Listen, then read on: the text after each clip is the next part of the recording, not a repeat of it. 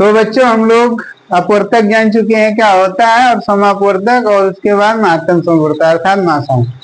तो हम मासा जान चुके हैं। अब लासा जानने के लिए जिन चीजों की हमें आवश्यकता होती है जैसे अपवर्त और समापवर्त, तब जाके हमें मासा समझ लासा समझ में आता है।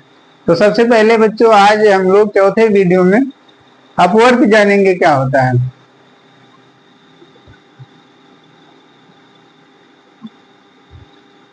अपवर्त, अपवर्त को इंग्लिश में मल्टीपल बोलते हैं। मल्टीपल, मल्टीपल मीन्स अपवर्त। तो हम लोग अपवर्त जानते हैं क्या होता है, किसी भी संख्या के पारे में आने वाली संख्याओं को ही अपवर्त कहते हैं। तो चलिए हम लोग परिभाषा जानते हैं, परिभाषा हम लोग लिख लेते हैं।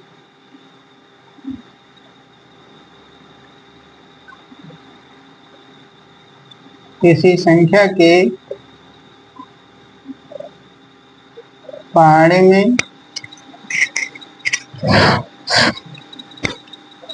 आने वाली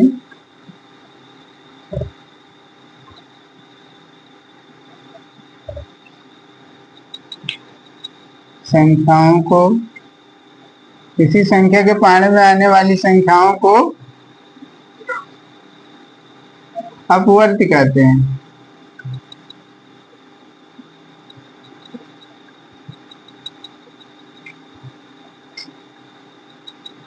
जैसे उदाहरण हम लोग लेंगे,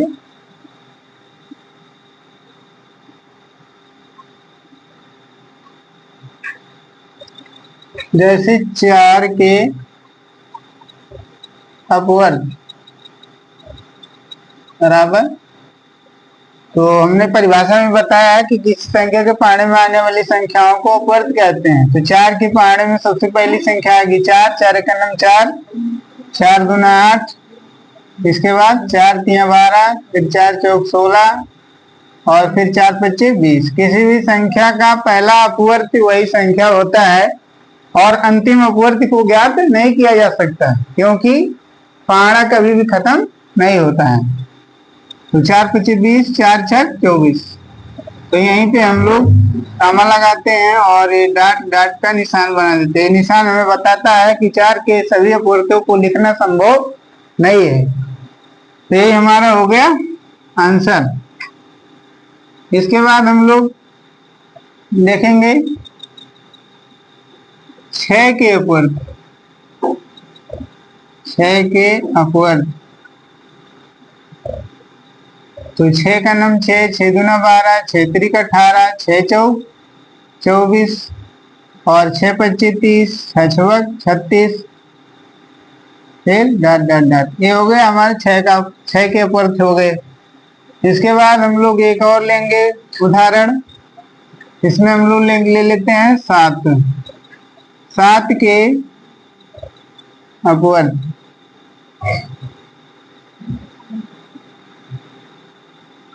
7 के अपवर्त, 7 का नाम 7, उसके बाद 7 दूनी 14, 7 तिरिक 21, 7 चौक 28 और 7 पचे 35, 7 छक 42। और भी है, पूरा लिखना संभव नहीं है इसलिए हम यहीं पे इसे खत्म कर दे रहे हैं। इसके बाद 8 के अपवर्त एक और हम लोग देखते हैं। 8 के अपवर्त, 8 का नाम 8, 8 दूनी 16, 8 त्रिक 24 और 8 चौक 32, 8 पचे 40। तो बस हम लोग इतना ही रहने देते हैं क्योंकि किसी भी संख्या का पारा खत्म नहीं होता है। तो 8 के सभी अपवर्त हो गए। 8 के पारा में जितनी संख्या आएंगी वो 8 की अपवर्त कहलाएंगी। तो हम लोग ये 4 उदाहरण लिए। अब इसके बाद हम लोग अपवर्त से संबंधित कुछ और प्रश्न हल करेंगे। चलिए देखते हैं।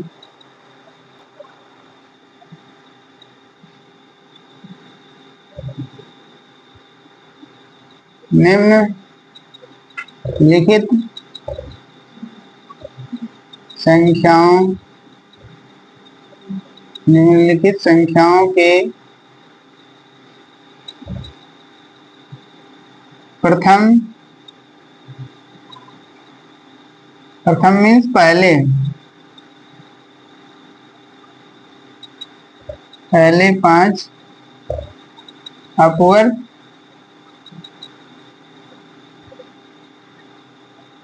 बताइए।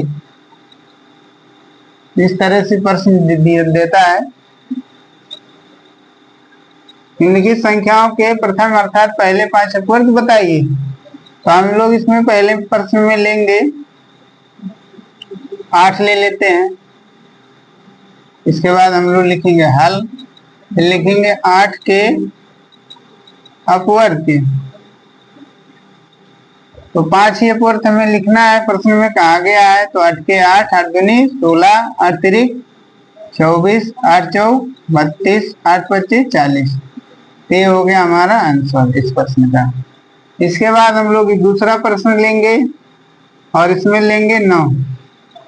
तो 9 के हमें अपवर्त निकालने हैं। तो लिखेंगे 9 के अपवर्त। तो 9 के 9, 9 दूना 18, 9 त्रिक 27 और 9 चौक 36, 9 पचे 45। तो ये 5 अपवर्त हो गए। तो ये हमारा आंसर हो गया। इसके बाद हम लोग एक प्रश्न में लेंगे एक दूसरी संख्या, एक अन्य संख्या, इसको लेंगे हम लोग 10 लेंगे। तो हम लोग 10 के अपवर्त निकालेंगे। तो फिर वही अपवर्त का मतलब हो तो पहाड़ा। अपवर्त को गुणज भी कहा जाता है, गुणज के नाम से भी जाना जाता है। तो 10 के अपवर्त,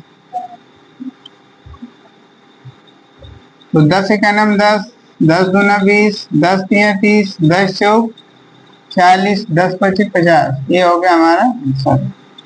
इसके बाद हम लोग चौथा एक और प्रश्न लेंगे जिसमें हम 12 ले लेते हैं।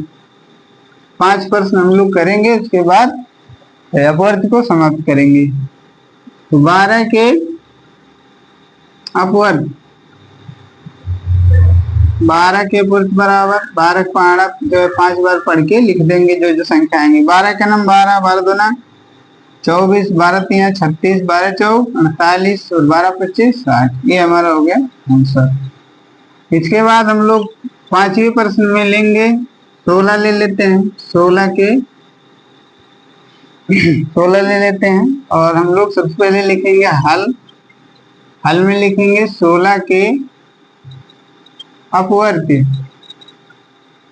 16 के अपवर्त बराबर क्या लिखेंगे, 16 का नाम 16 और 16 दूना 32, 16 तिया 48, 16 चौका 64, 16 25।